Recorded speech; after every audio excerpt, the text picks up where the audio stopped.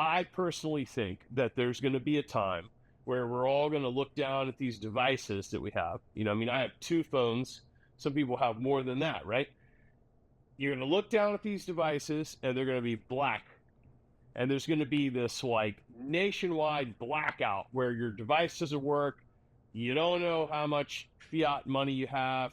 You can't log into anything because the thing doesn't work. You're in a panic. And it's going to be a national crisis. Mm-hmm. And then we'll end up with like the Federal Bureau of like online and electronic safety, with like 78,000 unionized employees, and only the websites that have like .safe will be the websites you can trust, aren't being, hacked into or something like this.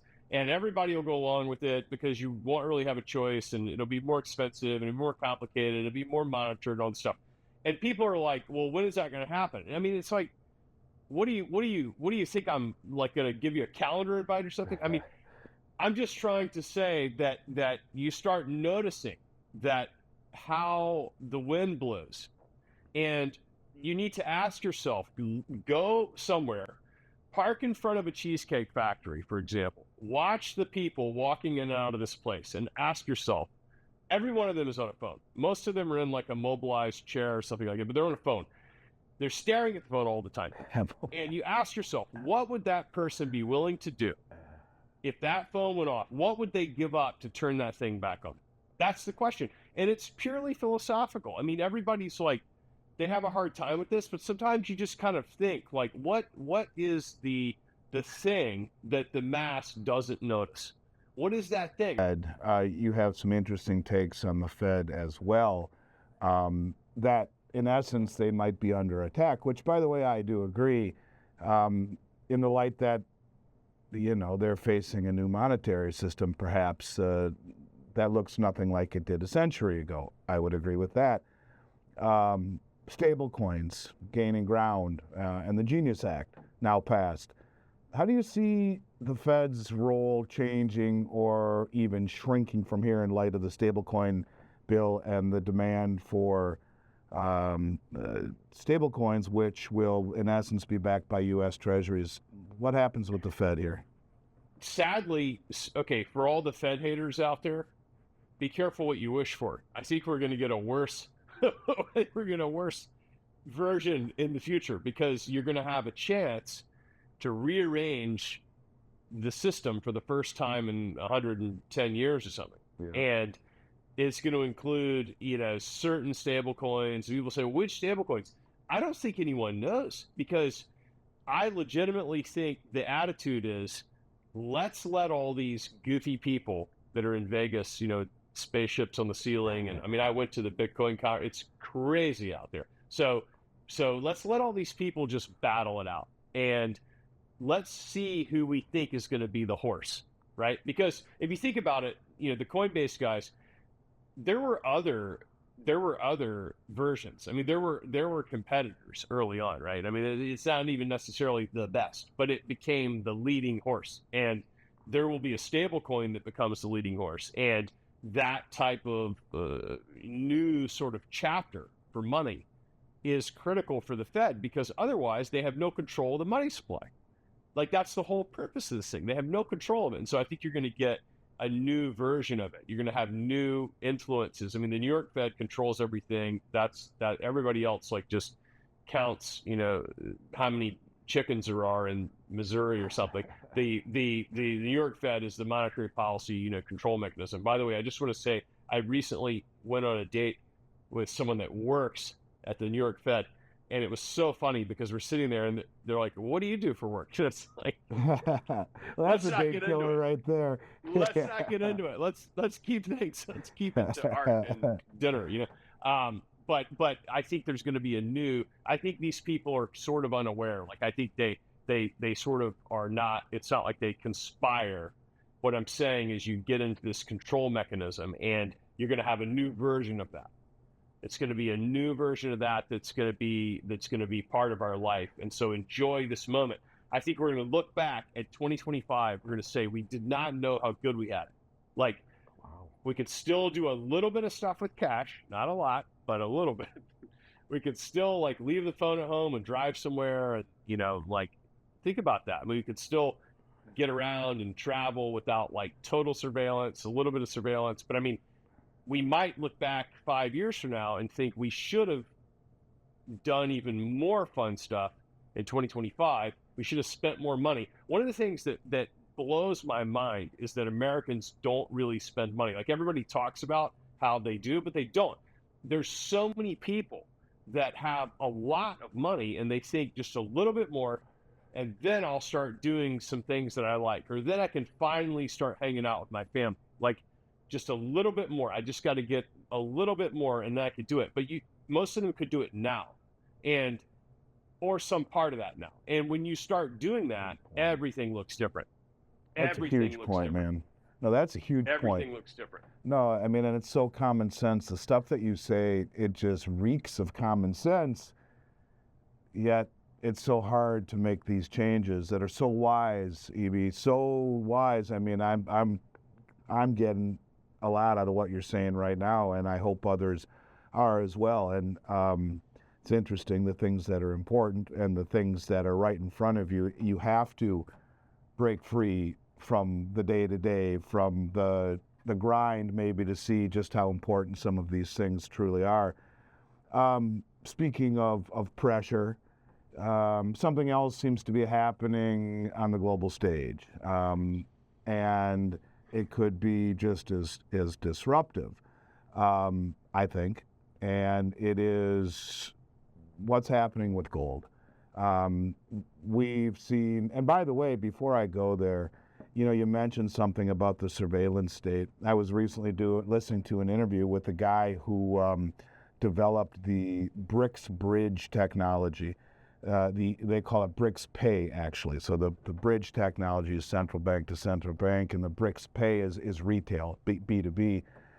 And he made the comment that they're opening it up to all forms of countries, all countries with the exception of the West because of sanctions. So no UK, no European Union, no United States, but everyone else. And the lady said to him, well, there are terrorist organizations out there. How do you know your technology, your BRICS Pay won't go to fund terrorist organizations? He said, good question. He says, we're opening up to the Belt Road Initiative. That's 155 countries and many others. And he says, so we're very keenly aware of regulations and whatnot. And he said, our software is embedded with AML and KYC compliance. Now, you know what that is. Most people know what that is. That's anti-money laundering, know your client. I was keenly interested in listening to how the gold company that held your stuff for as long as they did, that is as scammy as scammy can be. Yes. Period, end of story. 1,000%. We'll leave that alone for a moment. I found it interesting when you were talking about Bitcoin that I remember I had a guy working for me named Andy Hoffman who was telling me to buy it at 400, but you said that you were around it when it was around 2 and around 10, and that you thought it was the dumbest thing you ever heard. So did I got to admit. Yeah, for sure. And one of the reasons I brought Michelle McCory on here is because I want to connect the two communities, because I realize that it's not the dumbest thing, that in large part what it has done is woken up a lot of people to understanding monetary theory and fiscal irresponsibility and economics and all of the things around it. We go in the door largely for the same reason we deviate. One wants to make money, one wants to save money. Arguably, to me, that's where I see the disconnect. But anyways, you pointed out, and I thought it was interesting, that people give you a hard time and kind of dismiss the fact that you started buying it at 30,000, and they discount your current beliefs because you thought it was stupid as shit then, but then you buy it at 30,000 and been buying it all the way up. And you said that there's a very important lesson here, and that people who can't change their thinking when the facts change will never, ever have what it takes to be wealthy. I thought that was beautiful. I thought it was brilliant. I'd like to expand on that. But why do you think that so many people stay stuck in these old beliefs, even when the world is screaming at them to adapt? I think it's comfortable. I think when someone tells you something that's ultra simple and you finally buy into it, and you see it in USA Today, and you just think, you know what? Like it went up for 3 years. I guess it's safe enough for me to whatever. You know how people think, right? It's like they once they decide that it's their idea and they kind of own that idea, looking at another idea is almost impossible.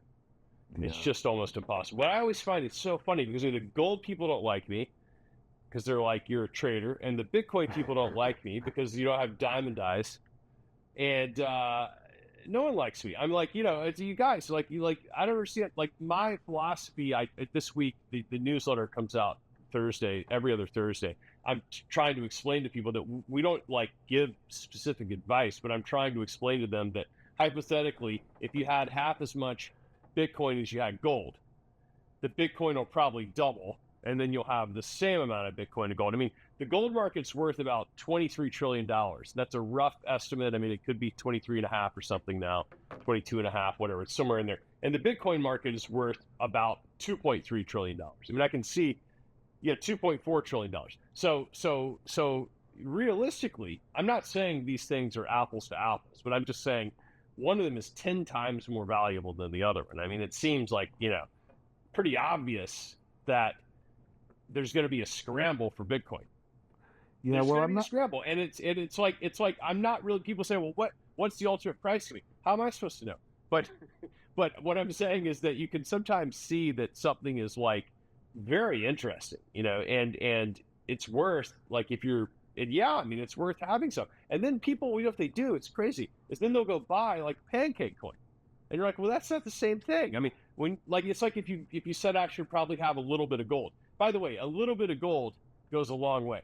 Like if you are a person of means and you have like a small percentage of physical gold that you own, that's like sometimes that's plenty. I mean, it's like you're not a central bank. You're smoothing out your life. As a person that intends to continue to have a better life. I mean, you're just kind of, that's sort of how I see Bitcoin a little bit now. You can have a lot less of it, I think, than gold and watch it grow. And people it's kind of like if you said that about gold and then they went and bought like tons of copper or something, you're like, well, it's not really exactly the same thing. And I mean, it's sort of like, it's different in its own right. I mean, you can't, so this always shocks me about Bitcoin. Like, well, that's already too much money. And I'm like, it's really not too much money. I mean, there's like 400 trillion or something of assets in the world. I mean, it's kind of like a guesstimated number. There's almost 70 trillion of a U.S. market cap. And so then you think, well, there's 2.4 trillion of Bitcoin. I mean, like that could double. Easy. I mean, half, like a third of it's lost. I mean, it's just super interesting. I don't think any of the gold is lost. Well, it's somewhere. You really can't get rid of it. Yeah, even if it's stolen, it's not lost. Right. Right. Like, you can't melt it. It's lost. Yeah, I mean, the Bitcoin's gone. Like, I mean, so, these people that if I had bought it at $2, just to be really clear, this guy, Tim, he was just like the worst guy ever. I mean, this guy was annoying. He was like, we should mine this stuff. And the more he talked about it, the dumber it sounded. And it was like stringing together these laptops. You could mine it with no power back then. If I had bought it for $2, I promise you that at 100, beautiful, I would have agonized over it to the point where I would have said, I knew it was dumb. I got lucky. I got to get out of this thing.